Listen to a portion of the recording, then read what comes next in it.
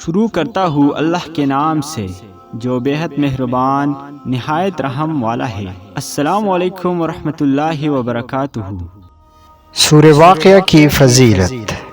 اس سورت کے متعلق حدیث میں ہے کہ جو اس کو ہر رات پڑھے گا اس کو فاقہ نہیں ہوگا، اور جو ہمیشہ پڑھے گا وہ اللہ کے فضل و کرم سے کبھی محتاج نہیں ہوگا۔ ناظرین، اس سورت کو خود بھی پڑھے اور بچوں کو بھی سکھائیے۔ رسول اللہ صلی اللہ علیہ وسلم کا فرمان ہے، جو اس سورت کو ہر رات پڑھے گا اس کو کبھی فاقہ کشی کی نوبت نہیں آئے گی۔